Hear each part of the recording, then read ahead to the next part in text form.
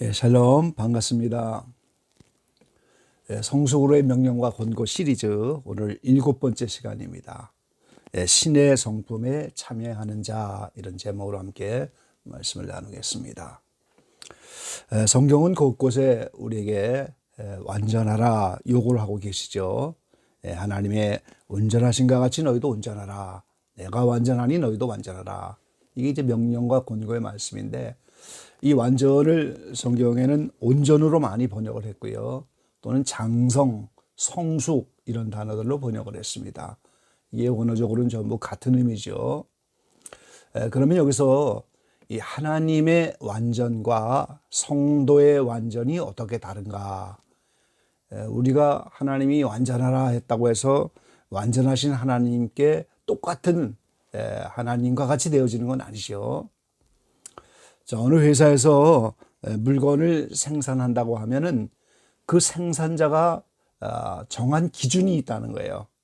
그래서 모든 물건들이 과정을 통해서 합격이 되고 완성품이 되면 그걸 출고하지 않습니까? 마찬가지로 피조물을 만드신 하나님이 너희가 완전하라 하면 하나님 자신이 되는 건 아니지만 하나님이 정하신 기준에 완전히 있다, 그 말이죠. 하나님은 하나님만이 가지고 올 수 있는 속성이 있어요. 근데 그것을 우리에게 나누어 줄 수 있는 공유적인 속성도 있고 비공유할 수밖에 없는 속성도 있는 거예요. 그래서 우리가 하나님과 같이 되어지는 것은 아니고 공유할 수 있는 속성에만 동참한다, 그 말이죠. 그래서 그 완전의 길을 여러 가지로 표현했는데, 오늘 하나님의 사랑이 우리 마음 안에 부어졌다, 로마서 5장 3절 이하에는 말씀하셨죠. 그걸 우리가 사랑의 은사라고 하는 거예요. 또는 예수 그리스도의 장성한 분량에 이르렀다, 또는 영화롭게 되었다, 예수님에게 접붙임을 당했다, 그리스도와 연합했다, 내가 너희 안에 너희가 내 안에, 이런 여러 가지 말로 그 완성의 기준을, 완전의 기준을 우리에게 나타내 주셨는데, 오늘 본문의 4절에 있는 말씀 신의 성품에 참여한다, 이것도 오늘 그 완전의 다른 표현이라고 하는 거예요. 자, 오늘 이 신의 성품에 참여하는 것을 4절 말씀에는 보배롭고 지극히 큰 약속을 주셨다 그랬어요.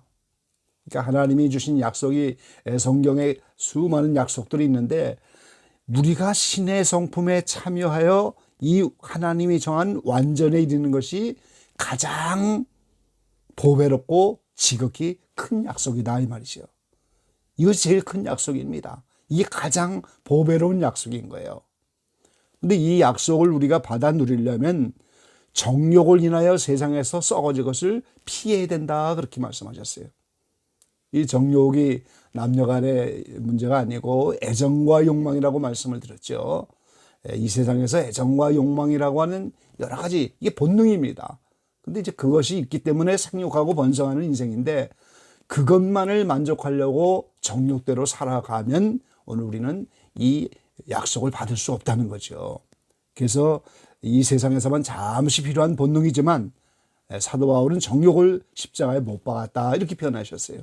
그래서 오늘 지극히 보배롭고 큰 이 약속을 받으려면 오늘 정욕을 피해야 되고, 그리고 이제 이것에 이르는 방법을 오늘 5절부터 시작해서 말씀을 하는 거예요. 믿음의 덕을, 덕의 지식을, 지식의 절제를, 절제의 인내를, 인내의 경건을, 경건의 형제 우애를, 형제 우애의 사랑을 공급하라. 이 지극히 보배롭고 큰 약속인 신의 상품에 참여하는 것, 이것이 완전의 하나님의 기준에 이르는 것, 이것을 어떻게 이룰 것인가, 이게 이제 오늘 믿음으로 시작해서 사랑으로 완성된 믿음의 사닥다리를 우리에게 보여주고 있는 거죠. 창세기 야곱이 오늘 베델에서 꿈 가운데서 하나님을 만나서 그 사닥다리가 있어갖고 천사가 오르락내리락 하면서 그 위에 하나님이 계신 곳을 향하여 가야 되는 그 믿음의 사닥다리입니다. 그래서 이 사닥다리는 하나도 건너뛸 수가 없는 거고, 오늘 베드로 사도가 깨달은 믿음의 사닥다리, 오늘 이것을 우리가 하나하나 타고 올라갈 때 오늘 사랑에 이르는 것이고 신의 성품에 참여하는 거예요. 하나님은 사랑이라고 하셨잖아요. 예수님은 사랑이라고 하셨잖아요. 그러니까 그게 신의 성품이다 그 말이죠.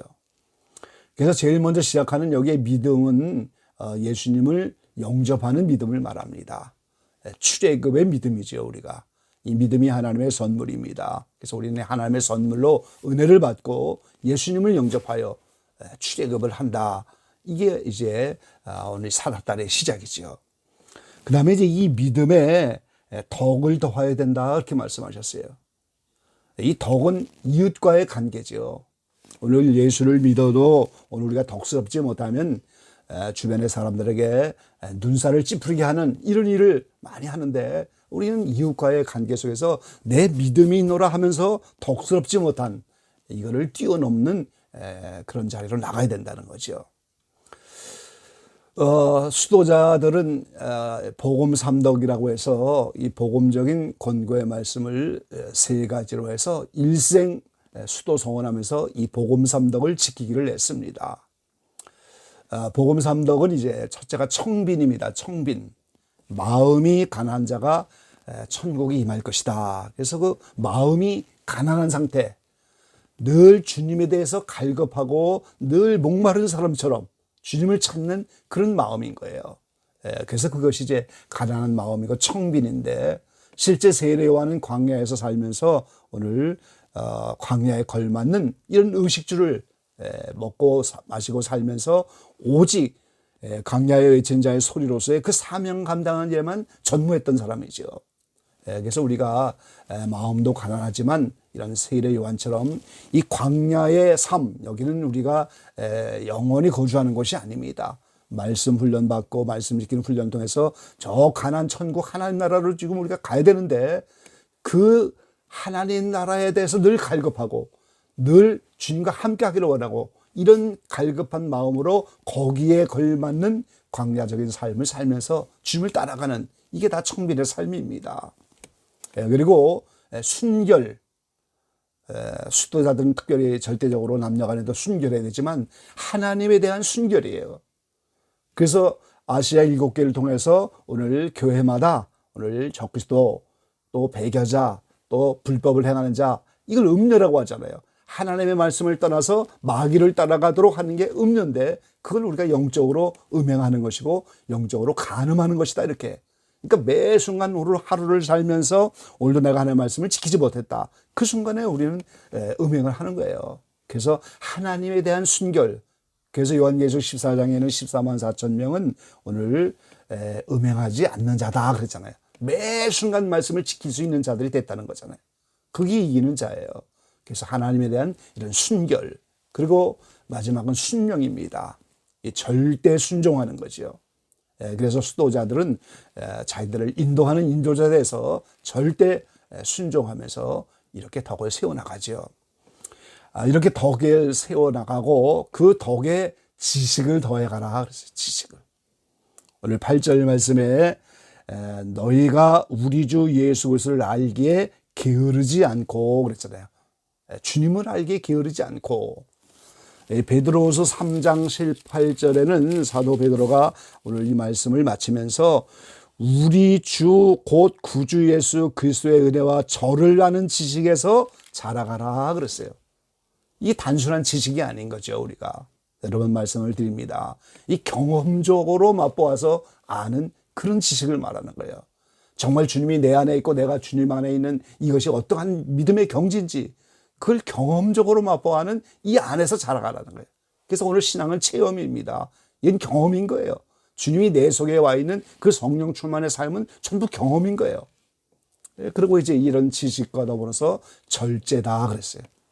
하고 싶은 대로 다 하는 이런 삶이 아니고 오늘 정욕을 피하여 그런 것처럼 우리가 절제할 때는 절제해야 되는 거죠.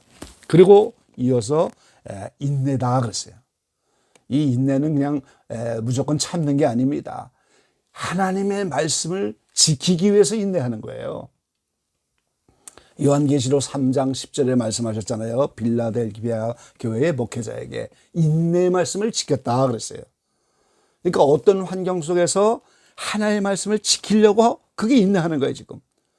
내 내면에서는 지금 용서할 수가 없어갖고 어떻게 용서 못하는 그런 마음인데 70번씩 7번이라도 용서하라고 하니까 그 용서하느라고 몸부림치는 삶이 인내의 삶인 거예요. 그게 인내 말씀을 지키는 거예요. 그런데 빌라델피아 교회 목회자에게는 내가 적은 능력을 가지고 이게 뭡니까? 아직도 죄에서 해방되지 못한 그런 광야의 삶 속에서도 인내 말씀을 지키면서 그 말씀대로 용서해 보려고 원수까지 사랑해 보려고 이런 내면의 싸움을 계속 했다는 거예요. 그게 오늘 적은 능력입니다. 그 다음에 이제 오늘 형제 우애의 사랑을 공급하라 그랬어요. 오늘 예수님은 누가 내 형제냐 그렇게 말씀하셨죠. 마태복음 12장에 보면은 예수님이 무리와 함께 말씀하실 때 모친과 동생들이 예수께 말하려고 밖에 서 있었어요. 그러니까 한 사람이 와갖고 당신의 모친과 동생이 당신께 말하려고 밖에 섰나이다. 그러니까 예수님이 제자들을 가리켜서 그렇게 표현하잖아요. 누가 내 모친이며 내 동생들이냐. 이 제자들을 가리키면서 나의 모친과 나의 동생들을 보라. 누구든지 하늘에 계신 내 아버지의 뜻대로 하는 자가 내 형제요 자매요 모친이라 하시더라. 하나님의 뜻대로 하지 않으면 예수님이 형제 자매가 아니라고 했어요. 그러니까 오늘 우리가 이 세상에서 어떻게 오늘 하나님의 은혜로 우리가 혈연을 맺고 남녀 간에 자식 부모지 간에 이런 혈연의 관계들이 있지만 제일 중요한 건 하나님의 뜻대로 예수님 안에서 오늘 형제 자매가 되어야 한다는 거죠. 그래서 그런 형제 우애의 이 말은 바로 예수 믿는 형제 자매 그들이 먼저 우선인 거예요. 그 형제 자매 그들에게 사랑을 공급하라 이렇게 말씀하세요. 그래 이 사랑을 공급하는 것이 바로 아까 말씀드린 것처럼 로마서 5장 3절 5절로 환난은 인내를 인내는 연단을 연단은 소망을 소망은 하나님의 사랑이 부어진다 이렇게 말하셨어요. 이게 사랑의 은사입니다, 여러분. 예수 믿는 이후로 여러 가지 환난 핍박을 당하는데 그 속에서 인내 말씀을 지키면서 사랑해 보려고 용서해 보려고 말씀대로 살아보려고 몸부림치는 인내를 하다 보니까 오늘 그것이 천국 가지고 가지 못할 모든 불순물이 다 빠져나가면서 정금과 같이 연단이 이루어졌다는 거야. 그럼 정금과 같은 그 믿음이 되고 내가 불순물을 다 버려서 내가 깨끗해지니까 하나님의 성품인 사랑이 우리 마음속에 부어졌다 그 말이에요. 이거를 성경은 사랑의 은사라고 하는 거예요. 그래서 오늘 고린도서 12장에 많은 은사들을 이야기하면서 가장 좋은 길을 보여주겠다 그랬잖아요. 가장 큰 은사를 보여주겠다. 고린도서 13장에 무슨 말씀이 나와요? 사랑은 오래 참고. 사랑이 가장 좋은 일이고 가장 큰 은사고 이게 신의 성품에 도달하는 거예요. 그럼 앞에 있는 여러 가지 은사들이 수없이 많잖아요. 그건 전부 작은 은사들인 거예요. 그럼 하나님은 왜 작은 은사를 주시느냐? 이런 여러 가지 작은 은사들은 사랑이라고 하는 하나님과 합의라고 가장 좋은 길 큰 은사에 불을 붙이도록. 예를 들면은 커다란 통나무가 있는데 이 통나무가 한 번에 불이 붙는 법이 없잖아요. 거기에 작은 가지들을 모아서 불을 붙여야 통나무에 불이 붙고 일단 불이 붙으면 그게 통나무인지 불인지 알 수가 없는 그런 불길이 되는 거예요.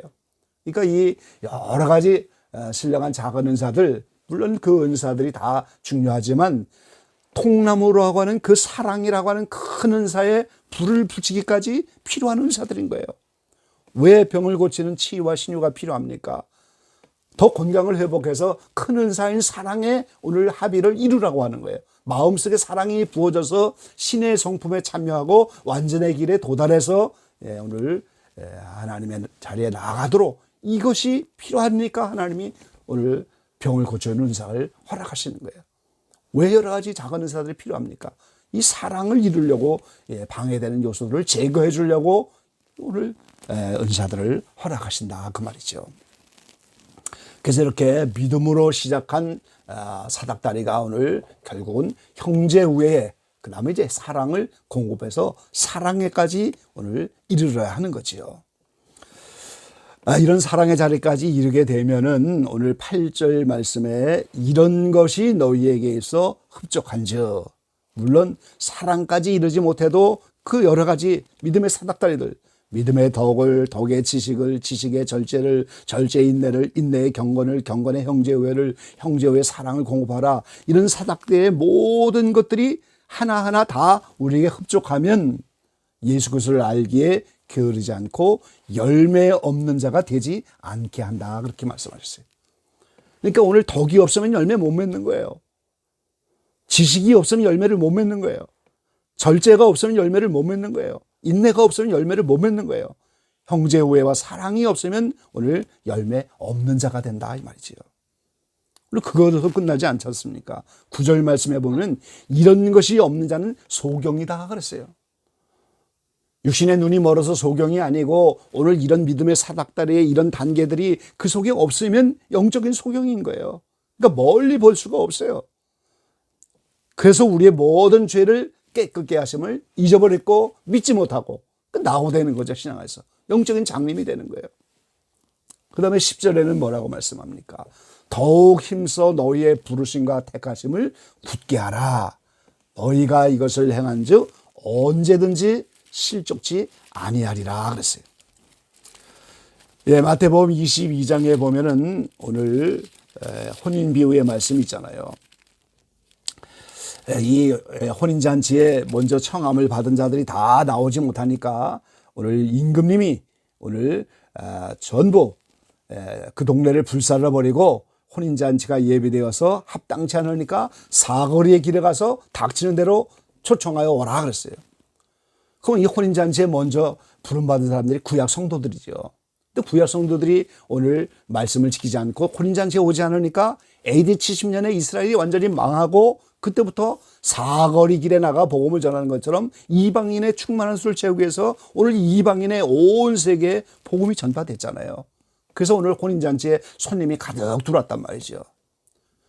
그런데 오늘 혼인잔치에 들어온 손님들을 보려고 임금이 나가서 볼 때 예복 입지 않은 사람이 있었어요. 어찌하여 예복을 입지 않고 왔느냐? 그가 유군무원이거늘 그를 결박하여 바깥 어두운 데 내어 던져서 슬피 울며 이를 갈미 있으리라. 그러니까 오늘 혼인잔치에 들어오기는 왔지만 그건 부르심을 받았다는 거예요. 그래서 이 말씀의 결론은 청함을 받은 자는 많되 택함을 입은 자는 적으니라. 그렇게 부르심을 받아서 우리가 이 혼인잔치에 초청을 받고 이 교회 안에도 들어오고 믿음을 시작했는데 결국은 예복을 준비하지 않으면 택함을 입지 못했다 이 말이에요. 지금 그 예복이 뭐겠어요? 오늘 의의 흰옷을 말하는 거예요. 죄에서 해방돼서 이제 의로운 자가 됐다는 증명으로 입는 의의 흰옷이에요. 그래서 요한계시록 7장에 보면은 헤아릴 수 없는 수많은 무리들이 큰 환난을 통해서 오늘 어린 양의 피로 씻어서 흰옷을 입고 하나님 나라에 가는 걸 우리가 볼 수가 있는 거죠. 그래서 혼인 예복은 의의 흰옷이에요. 그래서 오늘 이런 믿음의 사닥대를 잘 타고 올라가는 이런 사람들은 부르심과 택하심을 굳게 하고 언제든지 실족지 아니하리라 그랬어요. 그리고 11절에는 뭐라고 말씀합니까? 이같이 하면 우리 주 예수 그리스도의 영원한 나라에 들어감을 넉넉히 너희에게 주신다 그랬어요.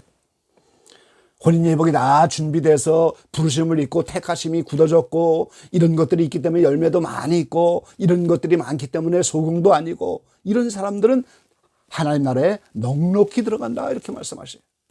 그럼 오늘 우리가 이 믿음의 사닥들을 통해서 이런 것들이 없으면 열매도 못 맺는 것이고 소경이고 택하심이 없는 거고 그 다음에는 넉넉히 들어가지 않고 커트라인에서 아슬아슬한 신앙이 되고 만다는 거죠. 오늘 기적의방의 모든 분들이 이 성숙으로의 명령과 권고의 말씀에 귀를 기울이셔서 하나님이 성숙하라고 완전하라고 부르신 그 여러 표현 중에 오늘 우리는 신의 성품에 참여해야 되는데 이것이 오늘 우리 안에 사랑이 부어지는 것이고 이것이 의의 흰옷을 입는 것이고 오늘 하나님 나라에 넉넉히 들어가는 조건인 거예요. 이런 넉넉한 조건들이 충만한 기적의방의 모든 분들이 다 되시기를 주의 이름으로 간절히 기원합니다. 아멘. 아멘. 아멘. 감사합니다. 감사합니다.